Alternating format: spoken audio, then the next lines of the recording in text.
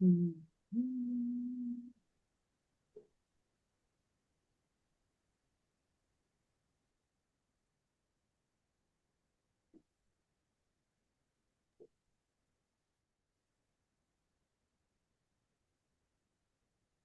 Ok, Bethany. Uhum.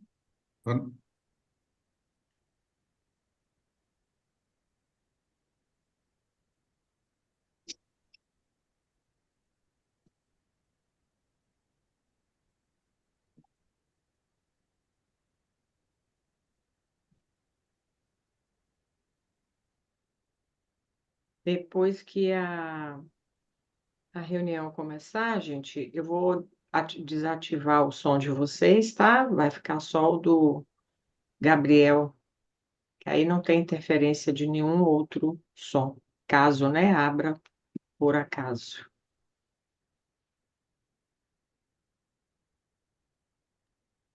Vai publicar o link do YouTube também, né, Paula? Já estou colocando agora lá. Tá. Então, vamos lá. É,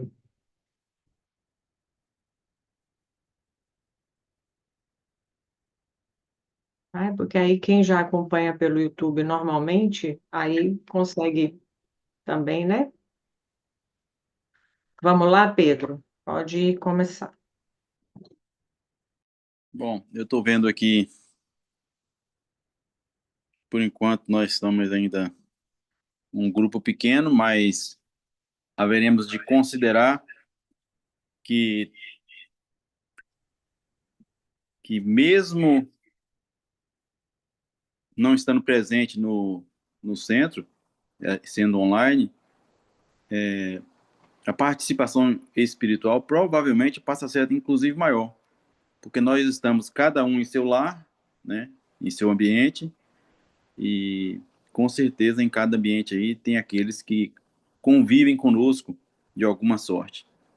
Então, vamos elevar os pensamentos a Jesus, e elevar os pensamentos é pensar com alegria, é lembrar-se de Jesus nas suas andanças, nas suas aplicações do Evangelho, que até hoje ainda não conseguimos exercitar na sua plenitude, mas que já conhecemos, e esse conhecimento faz com que cada um de nós tenha um pouco mais de responsabilidade. Assim, Jesus, aqui estamos, e como tu nos conheces nominalmente, tu nos conheces a intimidade, conheces as nossas dificuldades. Por isso te pedimos, para que nos perdoe, mas acima de tudo, nos estimule sempre com o teu evangelho, para que a cada dia, com mais oportunidades, nós saibamos nos comportar como verdadeiros cristãos. Por isso, mestre, nós te agradecemos a oportunidade desse estudo, te pedindo bênção para todos aqueles que aqui estão e para todos aqueles a quem é o nosso pensamento buscar. Que a tua paz divina, que a tua luz, que é imensa, que as tuas vibrações de carinho, de amor, possa abraçar a todos. Lembrando que essa semana foi a semana da partida do nosso irmão Divaldo. Que tu continue a nos conceder personalidades como ele, para ser guia de todos nós. Assim, com a tua prece, te agradecemos esta oportunidade. Pai nosso que estais no céu, santificado seja o vosso nome. Venha a nós o vosso reino, seja feita a vossa vontade, assim na terra como no céu. O pão nosso de cada dia dá-nos hoje, perdoai as nossas ofensas, assim como nós perdoamos aqueles que nos têm ofendido. E não nos deixeis cair em novas tentações, mas livrai-nos de todos os males. Pois só teu é o poder, o reino e a glória para todos sempre. Que assim seja, graças a Deus. Portanto, meus irmãos, aberta está a nossa reunião, e nós gostaríamos então de convidar o nosso companheiro Clédio aí para fazer o Evangelho da Noite, e nós teremos hoje como palestrante, todos já sabem disso, o nosso, dizer assim, filho do coração, Gabriel, né? que é filho da Cristina e do Ricardo, e que foi morador de Mucuri por muito tempo. Então, que Gabriel, posteriormente a Clédson, possa desenvolver o seu estudo. Paz para todos. Vamos lá, Clédson. Boa noite a todos. O Evangelho, né, tirado de hoje, é o capítulo 25 do livro, né, do Evangelho segundo o Espiritismo. Buscai e achareis. Ajuda-te e o céu te ajudará. Observai os passos do céu, não vos inquieteis pela posse do outro. Ajuda-te e o céu te ajudará. Pedi e se vos dará. Buscai e acharei. Batei a porta e vos abrirá. Porque todo aquele que pede, recebe. Quem procura, acha. E se abrirá àquele que bater a porta. Também, qual é o homem dentre vós que dá uma pedra ao filho quando lhe pede pão? Ou se lhe pede um peixe, lhe dará uma serpente? Se, pois, sendo maus, como sois, sabeis dar boas coisas aos vossos filhos, conquanto mais forte razão vosso Pai, que está nos céus, dará os verdadeiros bens àqueles que lhe pedem. São Mateus, capítulo 7, versículos 7 a 11. Sob o ponto de vista terrestre, a máxima buscai e achareis é análogo a esta. Ajuda-te e o céu te ajudará. É o princípio da lei do trabalho e, por conseguinte, a lei do progresso, porque o progresso é filho do trabalho e o trabalho coloca em ação as forças da inteligência. Na infância da humanidade, o homem não aplica sua inteligência, senão à procura de alimentação, dos meios de se preservar das intempéries e de se defender dos seus inimigos. Mas Deus lhe deu, a mais do que ao animal, o desejo incessante do melhor. E esse desejo do melhor que o impede à procura dos meios de melhorar sua posição, que o conduz às descobertas, às invenções, ao aperfeiçoamento da ciência, porque é a ciência que lhe proporciona o que lhe falta. Através de suas pesquisas, sua inteligência aumenta, sua moral se depura, as necessidades do corpo sucedem às necessidades do espírito. Após o alimento material, é preciso o alimento espiritual, e é assim que o homem passa da selvageria à civilização. Mas o progresso que cada homem cumpre individualmente durante a sua vida é bem pouca coisa, imperceptível, mesmo num grande número. Como então a humanidade poderia progredir sem a pré-existência e a reexistência da alma? As almas, indo-se cada dia para não mais voltarem, a humanidade se renovaria sem cessar, com os elementos primitivos, tendo tudo a fazer, tudo a aprender. Não haveria, pois, razão para que o homem fosse mais avançado hoje do que nas primeiras idades do mundo, uma vez que, a cada nascimento, todo trabalho intelectual estaria por recomeçar. A alma, ao contrário, voltando com o seu progresso realizado e adquirindo cada vez alguma coisa a mais, é assim que ela passa gradualmente da barbárie à civilização material, e dessa civilização à civilização moral. Versículo 4, no item 17. Se Deus houvesse isentado o homem do trabalho do corpo, seus membros estariam atrofiados. Se houvesse isentado do trabalho da inteligência, seu espírito teria permanecido na infância, no estado de instinto animal. Por isso lhe fez do trabalho uma necessidade e lhe disse: procura e acharás, trabalha e produzirás. Desta maneira será o filho das tuas obras. Delas terás o mérito e serás recompensado segundo o que tereis feito.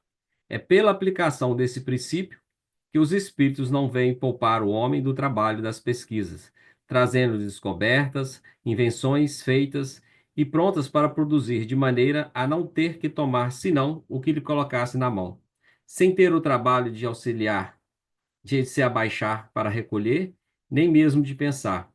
Se assim fosse, o mais preguiçoso poderia se enriquecer e o mais ignorante tornar-se sábio de graça, e um e outro se dar o mérito do que não teria feito.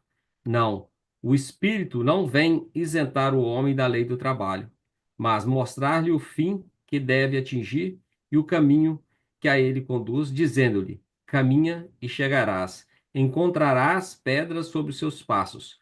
Olha, e tira-as tu mesmo. Nós te daremos a força necessária se a quisestes empregar. Livro dos Médios, capítulo 26, no item 291. Então, o Evangelho nos traz uma mensagem da importância da lei do trabalho, né?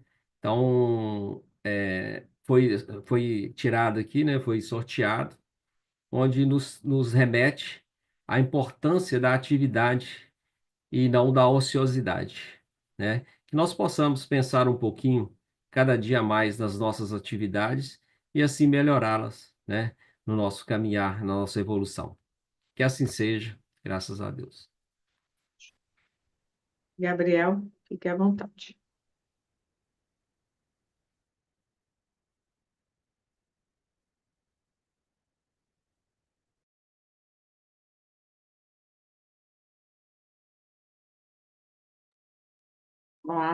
Só lembra de abrir seu sonho. Verdade, agora que vocês estão me escutando aí? Pessoal, é um grande prazer, né, estar aqui com vocês. Eu gostaria muito que tivesse sido de forma presencial, né? Mas, infelizmente, por uma boa causa, né? Na, no ajuste, né, do telhado lá do centro, nas questões importantes também, né, da nossa estrutura, nós não pudemos fazer presencialmente, estamos aqui virtualmente. E como o Pedro lembrou bem, é uma forma também de nós trocarmos, né, boas experiências, bons contatos, boas vibrações, sabendo que os nossos pensamentos, as nossas intenções, elas percorrem o cosmos, né, e atingem a todos nós. O tema que nós vamos abordar na noite de hoje é um tema conhecido, né, provas, expiações e caridade. E os exemplos especificamente que nós vamos tratar aqui, dois em especial, eles trazem de uma forma, às vezes, né, que as pessoas compreendem ainda, talvez de forma equivocada, ou porque trazem conceitos ainda muito arraigados de encarnações passadas em relação às religiões que nós desempenhamos, ou até mesmo nessa encarnação, de um conceito de expiação e prova como se fosse muito semelhante a um castigo imposto pela divindade em função das ações que tivemos no passado, né, nas nossas encarnações passadas ou nas nossas encarnações atuais. Nós vamos compreender nosso objetivo, né, que a gente tente compreender que essa questão das provas e das expiações, e daí o tema caridade, para fazer um link com relação a isso, ela perpassa muito mais por uma pedagogia do amor divino, né, de um ensino amoroso de Deus, do que propriamente relacionado com um castigo imposto, muitas vezes, como algumas pessoas entendem, né, por esse Deus. Nós vamos compreender, e a doutrina espírita é muito clara com relação a isso, que não se trata de forma alguma as dificuldades pelas quais nós enfrentamos na vida, né, os dissabores, muitas vezes dolorosos, né, que nos causam muita dor e sofrimento, eles não se tratam de um castigo da divindade, mas de uma experiência evolutiva. Eu, quando fui fazer esse tema na realidade abordei na nossa casa lá de Manhuaçu, tem uma narração do nosso querido companheiro Raul Teixeira, que eu já escutei ela há muitos anos atrás, mas que ela retrata de forma muito clara, né, isso que a gente quer trazer dessa pedagogia do amor divino, né? E aí o nosso companheiro Raul Teixeira, ele muito jovem ainda, nos seus 12, 13 anos de idade, na cidade de Niterói, no Rio de Janeiro, que é a cidade natal dele, ele teve a oportunidade de vivenciar uma experiência de uma provação né, e expiação coletiva, e que levou ele, né, depois de muitas reflexões, já na sua idade adulta, também ao conhecimento da doutrina espírita, né?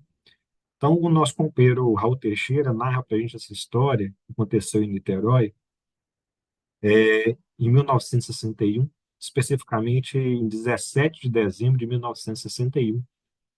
Ele narra para nós que ele tinha cerca de 12, 13 anos de idade, que brincava com os colegas na rua e havia chegado, né, naquela semana, o Gran Circo Americano, né, que era um circo relativamente conhecido, né, e ali estava divulgando que as sessões iriam começar ali por volta das 2 horas da tarde e as pessoas pudessem ir.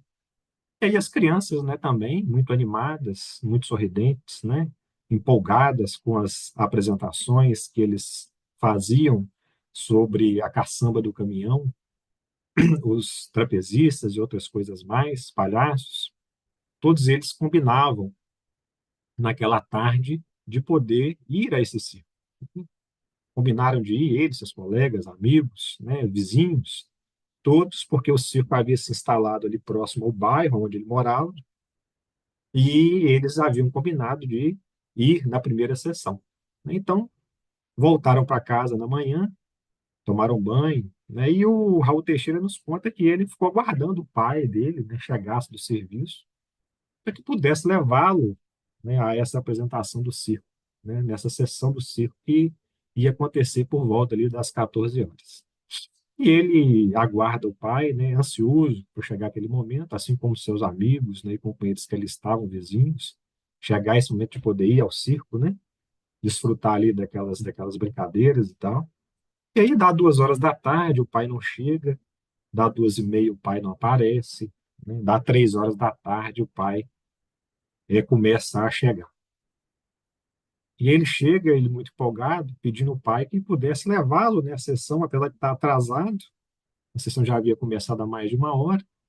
Aí o pai chega muito cansado e fala assim: olha, no momento a gente não pode, não tem como te levar agora, a sessão já começou, né, e nós vamos numa próxima oportunidade.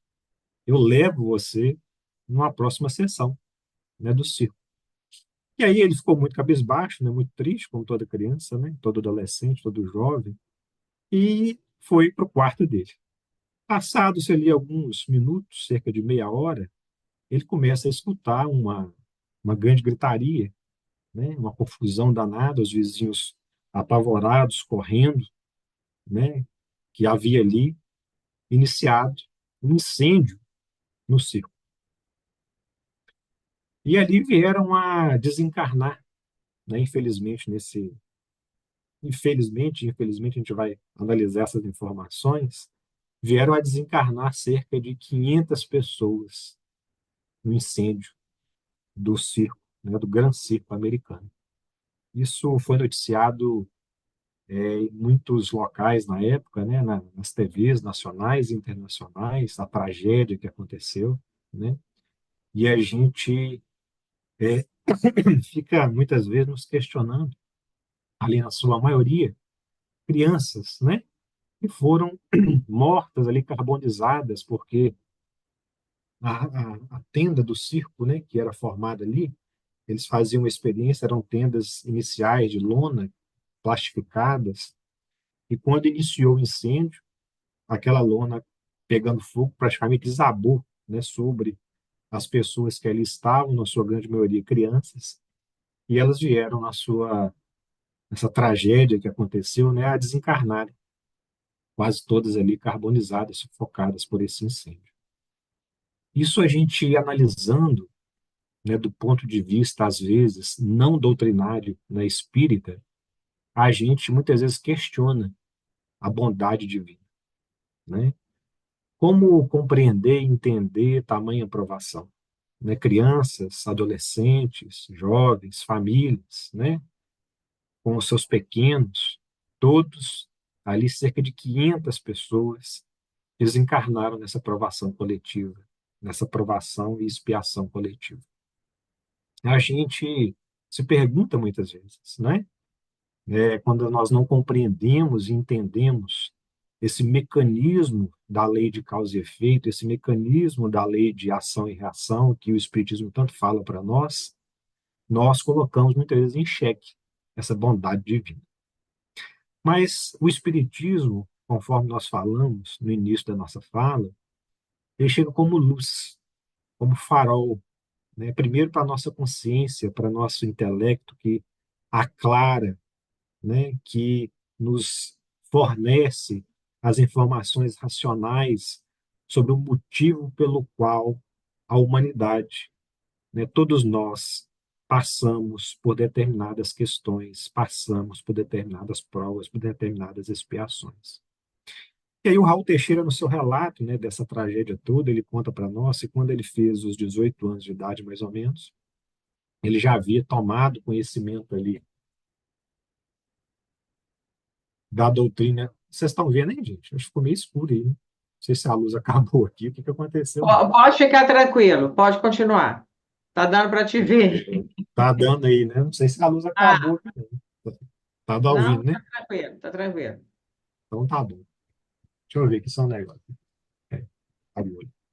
Mas aí, enfim, o nosso companheiro, ele narra para nós essa experiência, e quando ele completou ali os seus 18 anos de idade, mais ou menos, ele teve a oportunidade ali de já ter o conhecimento doutrinário espírita, e ele havia tido acesso a uma das obras do nosso querido Chico Xavier, né, cujo título é Cartas e Crônicas. É impressionante ali a quantidade de obras, né, que esse companheiro deixou para nós, ricas, né? E ele fala na narração dele, quando ele vai abrindo esse livro, né, lendo, estudando ali as narrações do nosso querido espírito que ali estava na narração das informações que foram deixadas ali, ele acha, no capítulo 6 especificamente dessa obra, o título, né, Tragédia no Circo, que falava justamente, né, alguns anos depois, o Chico havia psicografado essa mensagem, né, falava justamente daquela tragédia que havia ocorrido na cidade de Niterói, né, no Rio de Janeiro, no estado do Rio de Janeiro. E ele é interessante que nessa passagem dessa obra, né, Cartas e Crônicas, o Chico vem narrando o motivo pelo qual aqueles espíritos que lá estavam, né, naquela tragédia do circo, tiveram que passar, né, por aquela prova, aquela expiação tão dura e tão difícil, né, que chocou a todos nós, né? E aí é interessante, agora a gente vai retornar, né? A gente estava em 1961, a gente vai retornar a 177 depois de Cristo, né? Ali, o imperador à época, né, era o Marco Aurélio, né, imperador romano, que governava, né, com mãos de ferro ali os soldados romanos, né, na perseguição aos cristãos novos que ali estavam, na divulgação do cristianismo após a crucificação de Jesus. Quem teve a oportunidade de ter contato com o livro Ave Cristo, né, vai ver ali através das narrações de Emmanuel a perseguição que os nossos irmãos, companheiros cristãos sofreram ao longo de séculos e séculos, né, pelo Império Romano, à época em função disso. Então, o Chico nos remonta a essa data, 177, né, na época de Marco Aurélio como imperador. E ali em Roma, eles continuavam como hábitos, né, sacrificando os cristãos nos circos romanos, através dos métodos mais cruéis que nós podemos imaginar e pensar, né, na época, jogando as feras, esquartejando as pessoas.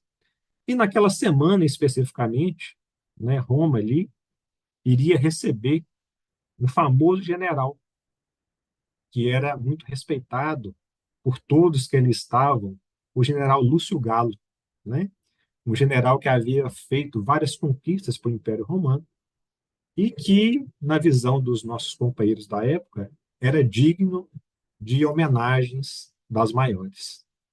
E aí, na época, os patrícios, né, juntamente com centuriões, soldados romanos, ali organizavam, nas suas reuniões, uma forma de poder homenagear esse general tão respeitado por todos eles, né? Para que ele pudesse receber uma homenagem digna, né, desse companheiro que eles consideravam na época.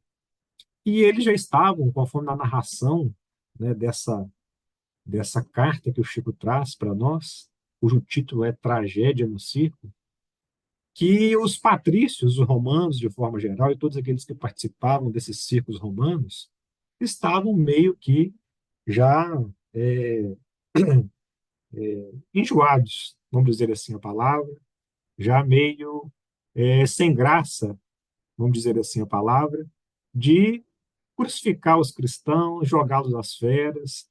Eles tinham que ter algo novo para poder homenagear esse general romano que chegava. E escortejar os cristãos, aquilo já não estava mais no pensamento deles, fazendo tanta graça, tanto volume, né, para aqueles irmãos que ali, infelizmente, assistiam aquelas cenas horrendas nos processos, né, de perseguição aos cristãos. Então, eles fazem uma reunião, reúnem um grupo de patrícios para trocar ideias na forma como eles poderiam homenagear esse general, o Lúcio Galo, que chegaria àquela região. E aí eles têm uma ideia de reunir cerca de 1.000 cristãos, entre eles mulheres e crianças, na sua grande maioria, né? Reuni-los e juntamente com as festividades que ali teriam de forma natural, né? Que eram os gladiadores, que eram os cristãos jogados às feras, eles iriam brindar esse general com um espetáculo único que até então não existia. Eles tiveram a infeliz ideia, né, de reunir cerca de 1.000 cristãos e ali reuni-los debaixo de uma tenda, né? Nessa tenda iriam molhar todos eles em óleos e resina, juntamente com animais que não eram mais utilizados no exército ali, que eram animais mais velhos, cavalos já idosos, que não serviam para batalha e outras coisas mais, juntá-los num cercado, juntamente com esses animais, molhados, embebecidos em óleo, resina, e iam atear fogo em todos eles, em homenagem a esse general.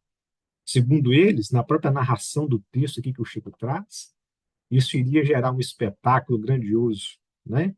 Porque os animais, quando tomassem conta do fogo, eles iam pisotear os cristãos, eles não teriam como fugir, porque estavam cercados naquele campo, todos eles embebecidos em óleo quente, também pegando fogo, né? Então, nós voltamos a 177 antes de Cristo. 177 antes de Cristo. E aí o Chico vem trazendo para nós, nessas cenas horrorosas, né, tanto a do circo no Rio de Janeiro, quanto essa narrada no livro Cartas e Crônicas, né, pelo nosso companheiro Chico Xavier, ele traz para nós o resultado, né, as consequências entre a ação de um grupo de indivíduos em 177 depois de Cristo e as consequências dos processos reencarnatórios e expiatórios desse grupo 18 séculos depois. Então, o Chico vem trazendo para nós que esse grupo de patrícios, né, que se desempenharam em arregimentar esses cristãos, cerca de 1.000 cristãos, entre eles crianças, né, e maioria mulheres e crianças, para esse espetáculo horrendo que foi desempenhado ali naquela época, eles gastaram cerca de 18 séculos para o processo expiatório acontecer. 18 séculos. Né? E aí o Raul questiona, né, numa oportunidade que ele teve, o Chico, né, sobre essa questão desses espíritos, né, esperarem tanto tempo para poder vivenciar, às vezes, esse processo expiatório. E aí a gente vai entrar naquilo que nós falávamos no início, que a lei de causa e efeito, né? O processo de expiação coletiva, individual, coletiva, ele é necessário através de uma pedagogia do amor. Por que a gente fala isso? Porque esses espíritos, eles necessitavam ter a consciência do erro, ter a consciência de que eles erraram de alguma forma, que eles cometeram um equívoco, né? Deus, na sua sabedoria infinita, ele não quer a punição do indivíduo, mas ele quer o aprendizado coletivo e individual, né? Então, quando nós olhamos, por exemplo, alguém que pratica um crime horrendo, às vezes nos dias atuais, que nos surpreende, né, conforme o que nós narramos aqui, nessa passagem do livro Cartas e Crônicas, nós ficamos assustados. Mas, muitas vezes, aquele espírito, ainda endurecido, renitente na prática do mal, ele não despertou a consciência ainda para o erro. E aí esses espíritos, eles gastaram cerca de 18 séculos no processo reencarnatório para que eles tivessem condições de passar por aquela prova expiatória para o processo de resgate coletivo. Nas reuniões, onde narra aqui em 177, vários patrícios romanos, eles não tinham soldados suficientes para poder fazer a regimentação de cerca daqueles 1.000 cristãos para o espetáculo horrendo que iria acontecer. Eles se dispuseram, não, eu vou, mulheres, patrícias, né, e outros romanos, ali se reuniram para poder arregimentar aquele grupo de 1.000 cristãos. E todos aqueles espíritos que de alguma forma contribuíram direta e indiretamente para o processo, ali estavam naquela desencarnação do Circo de Niterói em 1961. Então, quando a gente fala sobre uma pedagogia do amor, né, que Jesus coloca para nós, onde Deus trabalha em nossos corações, ele nos fala muitas vezes do processo de aprendizado e despertar. Porque ninguém, no processo de educação dos filhos ou de qualquer pessoa que seja, né, educa, o indivíduo compreende, aprende, entende, né, se ele não tiver consciência do erro que ele está cometendo. Tanto é que quando nós falamos na doutrina espírita sobre a questão e a necessidade que nós falamos tanto o tempo todo, né, nas nossas palestras, nos nossos estudos que nós fazemos, o tempo todo a necessidade do autoconhecimento, a necessidade da autotransformação, e ela passa necessariamente pela necessidade do autoconhecimento, é porque nós precisamos reconhecer as falhas que existem em nós para o processo de mudança. Se a gente não reconhece os nossos próprios erros, os nossos próprios vícios, a gente não tem base de entendimento para o processo de mudança. Aliás, a gente não quer nem mudar, porque a gente acha que a gente não está errando. Então, esses espíritos, eles gastaram 18 séculos, vejam só para vocês verem, 18 séculos, para que eles pudessem resgatar esse tipo de prova. 18 séculos. Aí eu estou querendo passar os slides aqui, mas parece que travou. Eu vou ter que sair e entrar de novo.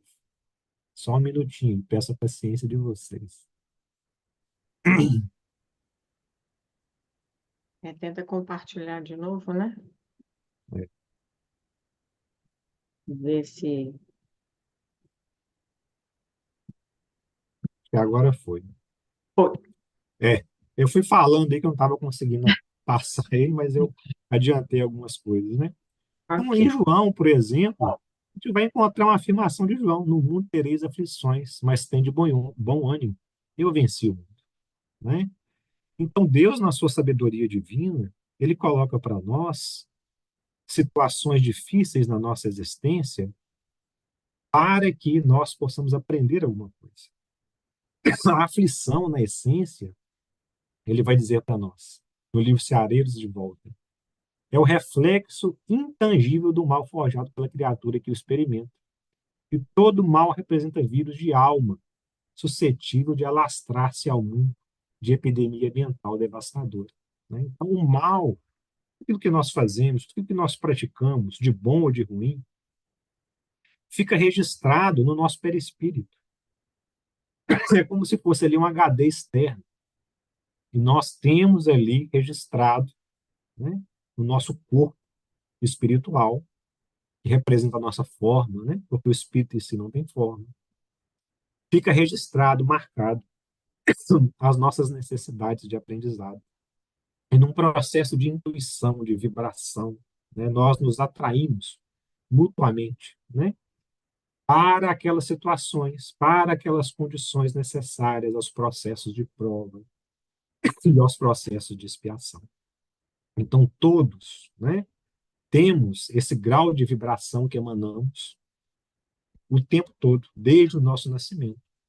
E esse grau de vibração ele pode ser modificado, ele pode ser alterado de acordo com a nossa ação no bem.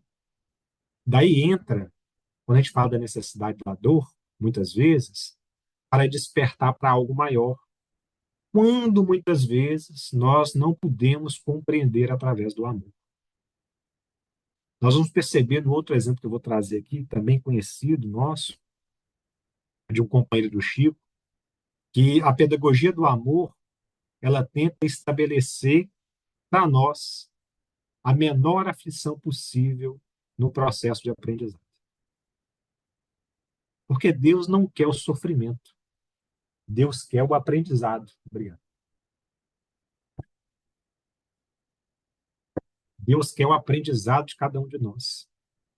A dor, ela vem quando nós, muitas vezes, não compreendemos, não entendemos, ou carregamos um sentimento de culpa tão grande no nosso inconsciente que nós imploramos à espiritualidade determinadas provas ou determinadas expiações para libertar a nossa consciência da culpa que carregamos.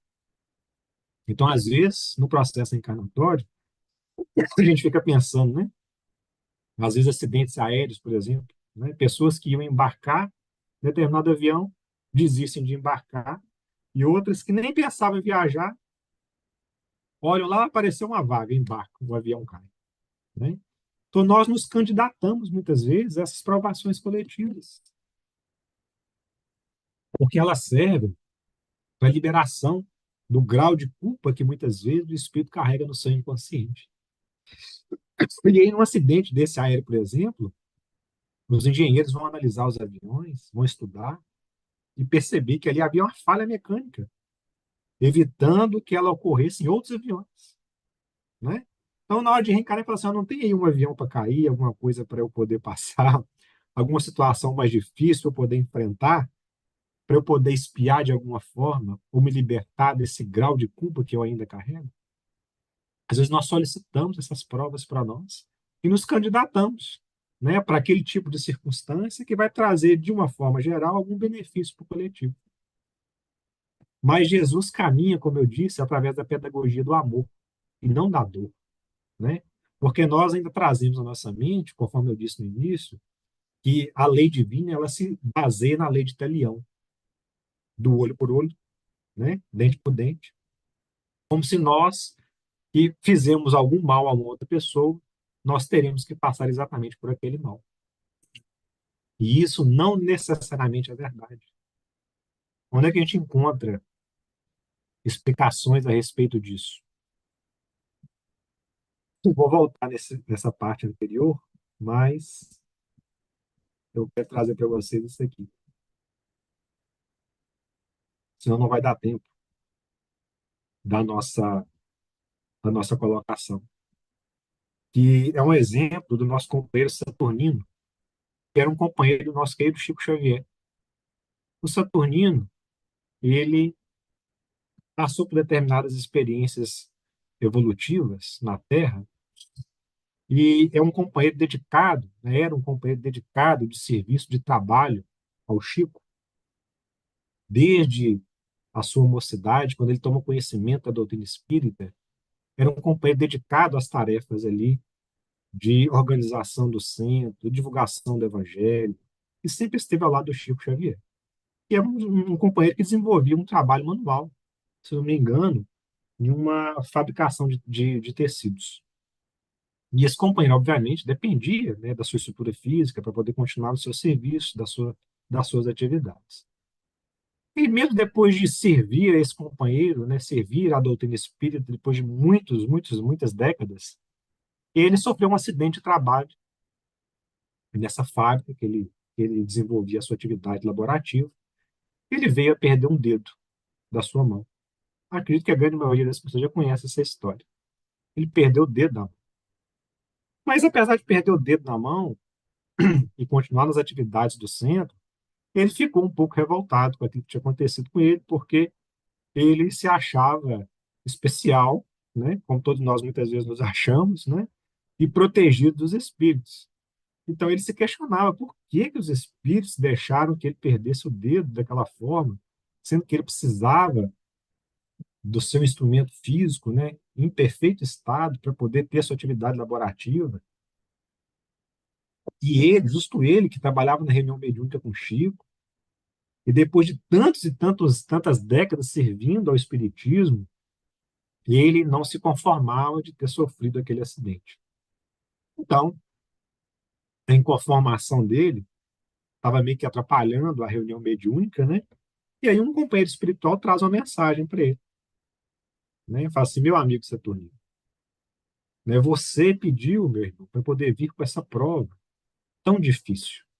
Há alguns séculos atrás, você foi um senhor que tinha senhor de engenho. E numa contenda com um dos seus escravos que você tinha, você moeu o braço do escravo no engenho. E aquilo ficou marcado na sua consciência durante séculos. E você pediu que nessa encarnação atual você viesse a perder o braço inteiro. Você solicitou a cada um de nós, aqui no plano espiritual, antes de reencarnar, que você pudesse perder o seu braço, a fim de que você tivesse a sua consciência de culpa liberta em função do processo nesse acidente laborativo. Mas a sua mudança através do trabalho de caridade, de ação no bem, foi tão grande a sua transformação, que não houve a necessidade da perda do seu braço inteiro. Então você perdeu só o dedo. Então daí que entra a pedagogia do amor, porque Deus trabalha com a consciência do espírito imortal que somos. Primeiro, nos dando condição de compreender o erro que cometemos. Então não adiantava, por exemplo, com aquele grupo de patrícios romanos, generais, soldados, centuriões, fazer com que eles pudessem passar por provas semelhantes, muitas vezes, ao que eles fizeram passar, aqueles espíritos que ali estavam, aqueles cristãos. Então eles foram despertando a consciência através de 18 séculos reencarnando, para que pudessem espiar de forma a aprender aquilo que eles estavam vivenciando. Então, tudo em Deus é justo e bom, né? Então, as expiações, conforme nós falamos, né, são situações, muitas vezes, que nós solicitamos, pedimos, em função das consequências, né, das nossas ações que praticamos no passado, elas vêm, né, como consequências na atualidade. A prova são situações em que, muitas vezes, nós somos testados para saber se realmente aquele conhecimento que adquirimos na atual encarnação ou encarnações pretéritas, elas já estão adequadas, né, fundamentadas, solidificadas na nossa consciência. É isso que acontece, por exemplo, muitas vezes, né, citando exemplos aqui, por exemplo, a questão do suicida. Às vezes o suicida que comete esse erro grave, né, de fugir da responsabilidade da vida, sendo que deveria encarar ali as suas responsabilidades, quando ele comete o ato de suicídio, às vezes o seu perispírito está totalmente deformado.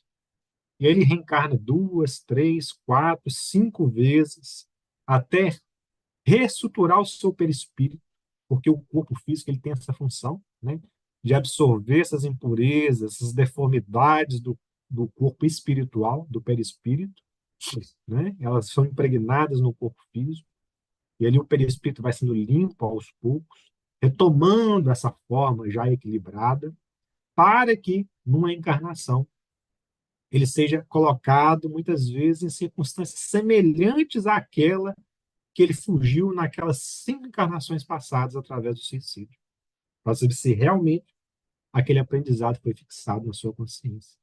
Então ele é defrontado às vezes com a perda de alguém querido que ele amava muito e que foi o que levou ele na encarnação, às vezes três encarnações anteriores ao suicídio. Então ele é defrontado com uma situação dessa novamente, né?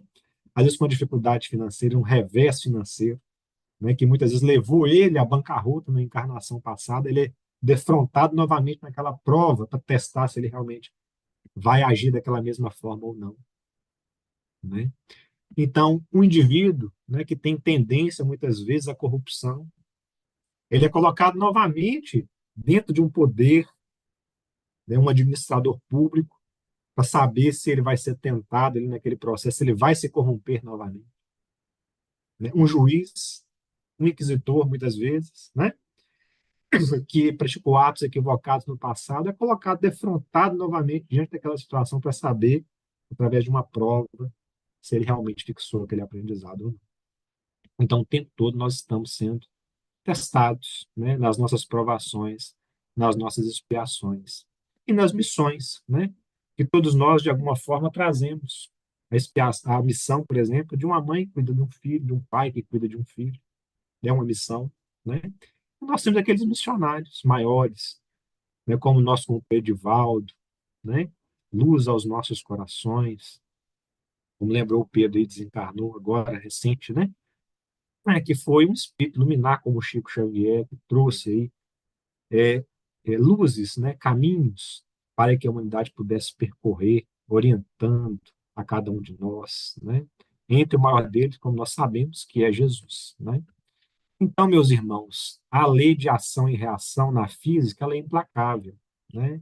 Mas a lei de causa e efeito, ensinada pelos espíritos superiores, permite que o efeito em sofrimentos seja convertido ou ainda reduzido por ação da caridade. É o caso do nosso querido Saturnino, né? A caridade de ação no bem, de servir ao próximo, levou uma amenização da prova ou da expiação que ele iria enfrentar.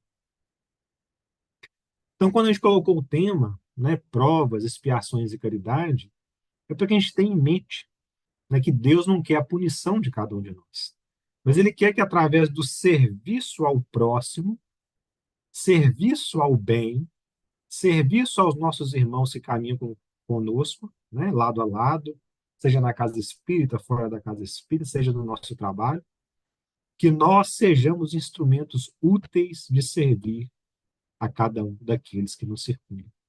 Porque quando Kardec inaugura um novo pensamento na doutrina espírita, né, de que a salvação se dá através da caridade e não através da fé, né, mas se dá através da caridade. E aí ele define no Livro dos Espíritos o que é a caridade. Nós estamos cansados de saber, né, indulgência, perdão, né, benevolência. Nós estamos cansados de repetir isso, para ver se a gente aprende, né? A gente repete, repete até aprender, né? Então, quando a gente pratica realmente a caridade, a essência da caridade no nosso dia a dia, com amor, né? Porque não é só a ação.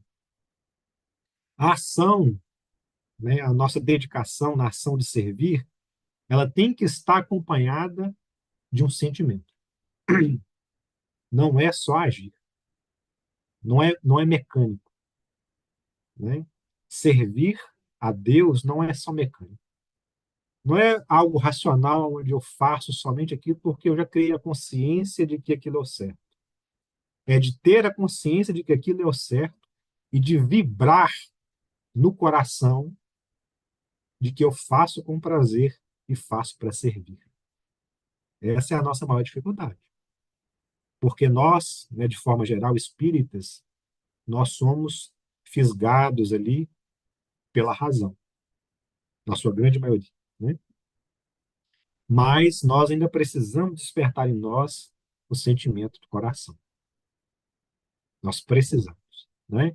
Senão, igual o irmão Jacob, no livro Voltei, veio nos trazer a mensagem. Um companheiro que serviu fielmente ali à divulgação doutrinária espírita durante décadas, mas esqueceu de trabalhar internamente aquele sentimento de renovação.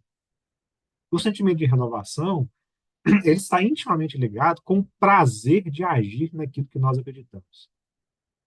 Às vezes nós somos levados a agir de forma mecânica, racional, porque já sabemos que aquele é o caminho.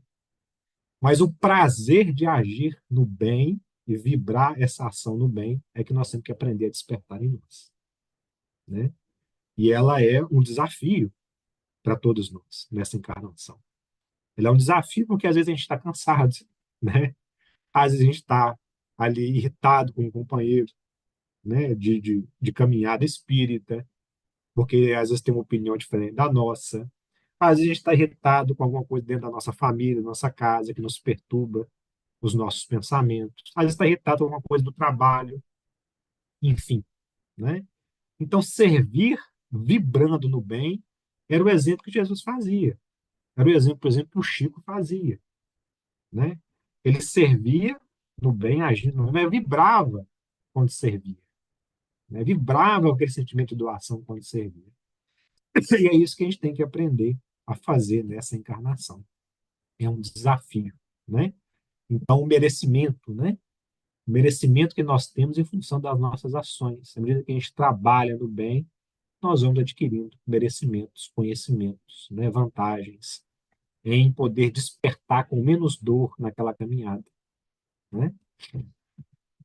Isso aqui nós já sabemos, a gente está chegando no nosso horário, né? Então, a gente vai só refletir sobre mais algumas questões que as nossas aflições, né, muitas vezes, nós não encontramos explicações para essa existência, né? Mas interroguemos friamente as nossas consciências, todos os que são feridos no coração pelas vicissitudes e decepções da vida. Remontem passo a passo a origem dos males, que os torturam e verifiquem se as mais das vezes não poderão dizer se eu houvesse feito ou deixado de fazer tal coisa, não estaria em semelhante condição. Então, Kardec foi muito feliz quando colocou no Evangelho segundo o Espiritismo duas questões. Uma sobre as causas atuais das aflições, ou seja, que em função da nossa própria incúria, da nossa dificuldade, muitas vezes, né, em refletir sobre aquilo que agimos, nós aumentamos ainda mais as nossas dificuldades nessa encarnação. Então, muitas vezes a gente pensa assim, por que eu estou passando por isso? Por que eu estou sofrendo dessa forma? Então, se a gente não encontra, né, uma explicação do fato pelo qual nós sofremos nessa existência, Kardec vai dizer com certeza ela está em existências anteriores. Então, não encontrando uma resposta satisfatória na presente encarnação, devemos nos reportar à encarnação passada. Porque na bondade divina, na bondade de Deus, conforme Kardec nos orienta o que é Deus, né? Deus não pune, não castiga, mas nos oferece a oportunidade de crescimento. Nos oferece a oportunidade de experiências evolutivas. Então, nós sabemos e compreendemos que aquilo que nós vivenciamos aqui na atualidade são experiências evolutivas. E nós podemos, né, através da ação no bem, através da ação da caridade, amenizar as dores, muitas vezes, pelas quais nós necessitamos passar. Então, aquela velha frase que nós falamos, né, quando nós não vamos pelo amor, vamos pela dor, ela é verdadeira. Ela é muito verdadeira, né?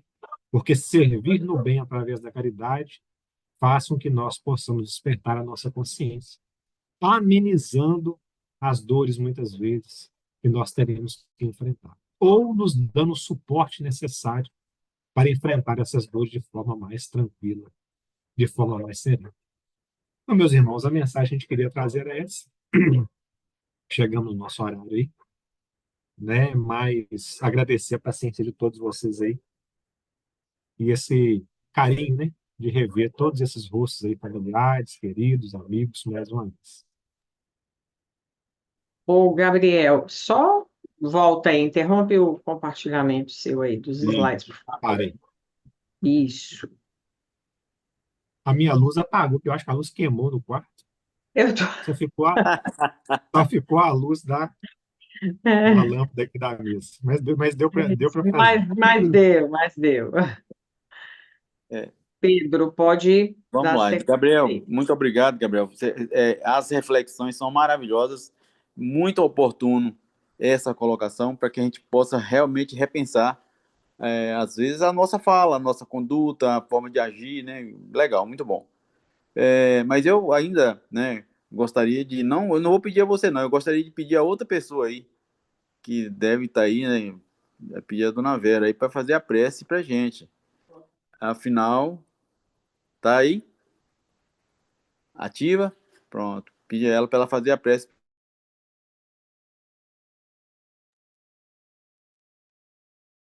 Vamos lá, então. Jesus, amigo, mestre de infinita bondade e misericórdia, aproveitando, Senhor, as reflexões da noite, o companheirismo de todos os amigos de jornada, nós viemos te suplicar que essas reflexões possam tocar a nossa mente e os nossos corações, de modo que possamos compreender as tuas sublimes leis, que não maltratam, mas ensinam, que nos orientam, que nos perdoam, porque somos ainda espíritos imperfeitos que buscam a luz. Derrame sobre todos nós as tuas bênçãos de amor, de paz e de luz. Que saiamos daqui renovados, alegres pelo reencontro e que todos ao nosso redor possam se beneficiar desses ensinamentos que hoje aprendemos. Obrigada, Senhor, pela sua presença em cada lar que aqui está participando. Envolve o nosso grupo Semente de Luz em muitas bênçãos de alegria. Que essa semana seja produtiva e boa para cada um de nós. Que assim seja, graças a Deus. Que assim seja. Obrigada. Podem abrir os áudios. Perfeito.